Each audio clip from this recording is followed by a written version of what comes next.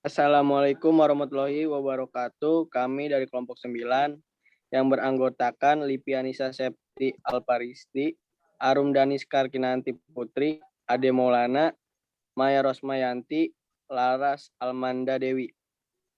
Di sini kami akan mempresentasikan tentang peran otopsi forensik dalam penegakan hukum pidana. Dalam mencari kebenaran material ketika ada saksi yang menunjukkan bahwa terbukti bersalah atau tidaknya si tersangka atau terdakwa, maka penyelesaian perkara bisa dengan mudah diselesaikan baik itu oleh penyidik, penuntut, dan hakim. Yang menjadi permasalahan adalah ketika saksi dalam silent witness sehingga diperlukan alat bukti lain melalui pembuktian secara ilmiah, yaitu melalui ilmu kedokteran forensik.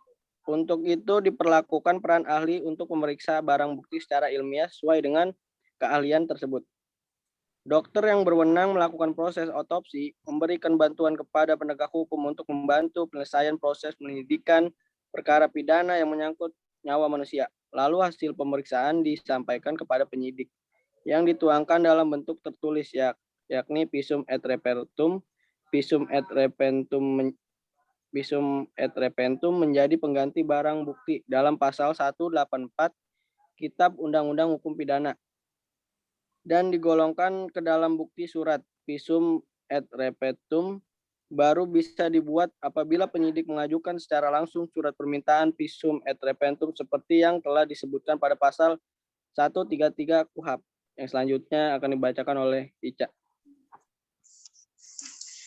Baik, terima kasih rekan Ade Maulana. Kemudian di sini ada keterkaitan antara otopsi dengan hukum acara pidana dalam penegakan hukum. Hukum otopsi ini perlu dilakukan terhadap korban. Ini diatur dalam pasal 183 dan pasal 184 KUHAP, di mana jika alat bukti yang dimiliki masih dianggap kurang oleh penyidik terhadap korban yang meninggal akibat tindak pidana, jika penyidik telah merasa memiliki minimal 2 alat bukti sah, maka pilihan otopsi tidak perlu dilakukan. Nah, berdasarkan ketentuan ini, dari KUHP pasal 133 dan 134, dapat disimpulkan bahwa otopsi merupakan kewenangan penyidik yang sifatnya hak bukan kewajiban, dan bisa digunakan juga bisa tidak apabila barang bukti yang dimiliki dirasa cukup. Banyak sekali kasus kematian akibat kekerasan ataupun racun yang tidak perlu melakukan otopsi karena telah terpenuhi minimal 2 alat bukti yang sah.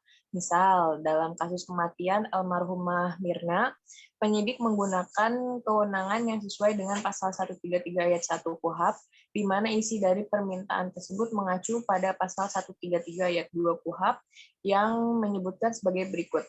Pemeriksaan mayat dan atau pemeriksaan bedah mayat.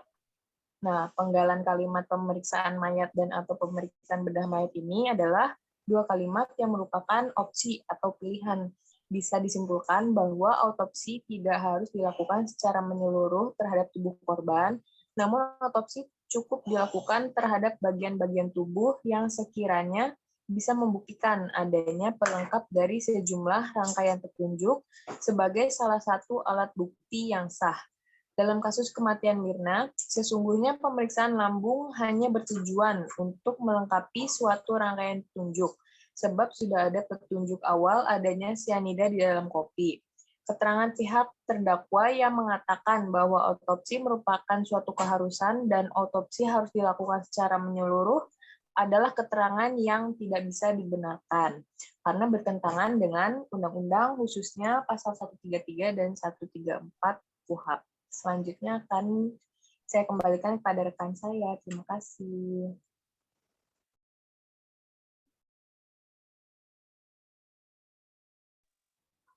Oke, selanjutnya ini ada peranan forensik dalam pembuktian di perkara pidana.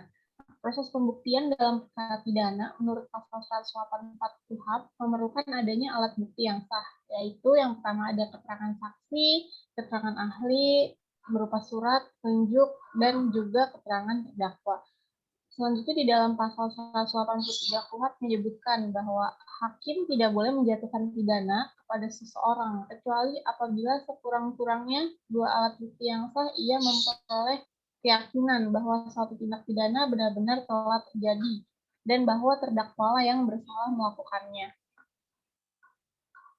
Cara yang dapat dilakukan untuk pembuktian perkara pidana antara lain adalah meminta bantuan dokter sebagai saksi yang dapat membuat keterangan tertulis dalam bentuk visum et repertum dan hadir dalam persidangan untuk memberikan keterangan sebagai saksi ahli. Artinya bahwa ilmu pengetahuan kedokteran sangat berperan dalam membantu penyidik, kejaksaan, dan hakim dalam hal yang hanya dapat dipecahkan dengan ilmu kedokteran. Berdasarkan hasil pemeriksaan ahli forensik, selanjutnya dapat diketahui apakah luka seseorang atau tidak sehat seseorang tersebut diakibatkan oleh tindak pidana atau tidak. Ya, selanjutnya dibacakan oleh rekan saya.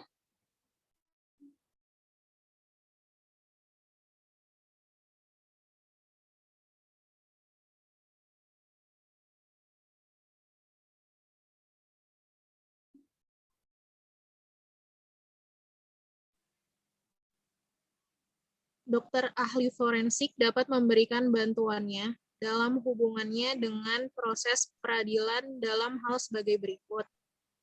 1. Pemeriksaan di TKP atau tempat kejadian perkara. Biasanya dimintakan oleh pihak yang berwajib dalam hal dijumpai seseorang yang dalam keadaan meninggal dunia. Dalam hal ini, dokter akan membuat visum et repertum sebelum mayat dikuburkan. 2. Pemeriksaan terhadap korban yang luka oleh ahli forensik dimaksudkan untuk mengetahui A.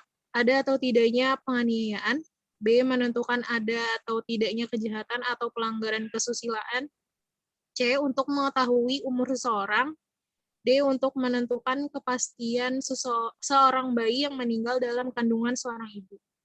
Sementara itu, visum et repertum berperan sebagai salah satu alat bukti yang sah dalam proses pembuktian perkara pidana. Di dalamnya terdapat uraian hasil pemeriksaan medis yang tertuang dalam bagian pemberitaan dan juga memuat keterangan atau pendapat dokter mengenai hasil pemeriksaan medis yang tertuang dalam bagian kesimpulan. Visum et repertum dibuat berdasarkan pasal 120, 179, dan 133 ayat 1 KUHP. Oleh karena itu, dokter tidak dapat dituntut karena membuka rahasia pekerjaan sebagaimana diatur dalam pasal 322 KUHP. Meskipun dokter membuatnya tanpa seizin pasien. Selanjutnya akan dibacakan oleh rekan saya. Oke, jadi kesimpulannya hubungan autopsi dengan hukum acara pidana yakni melalui pemeriksaan secara ilmiah dalam melakukan autopsi dapat diperoleh pegangan objektif dan ilmiah dalam melakukan penyidikan, penuntutan, pembelaan, atau pemutusan perkara di sidang pengadilan terhadap kasus tindak pidana yang berhubungan dengan tubuh atau jiwa manusia, sehingga membuat terang suatu tindak pidana yang terjadi. Dokter berperan penting dalam membuat visum et repertum guna membantu hakim dalam menemukan kebenaran material dalam memutus perkara pidana yang berkaitan dengan tubuh atau jiwa manusia. Dalam hal ini, visum et repertum akan digunakan sebagai petunjuk sebagaimana yang dimaksud pada pasal 184 KUHP tentang alat bukti.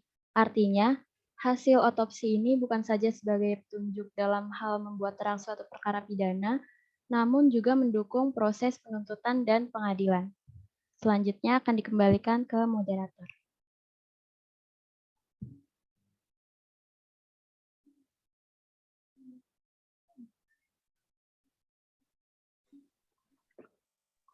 Baik.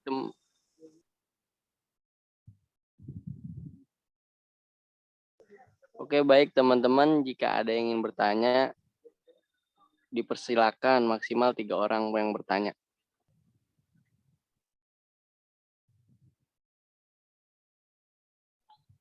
Jika tidak bisa open mic, bisa bertanya di kolom chat.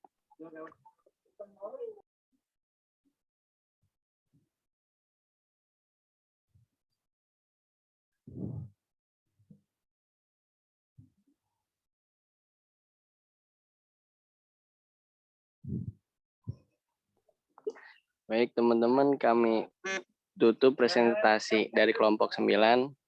Bila ada salah kata, dimohon dibukakan pintu maaf yang seluas-luasnya. Billahi taufiq wa hidayah. Wassalamualaikum warahmatullahi wabarakatuh. Waalaikumsalam warahmatullahi wabarakatuh.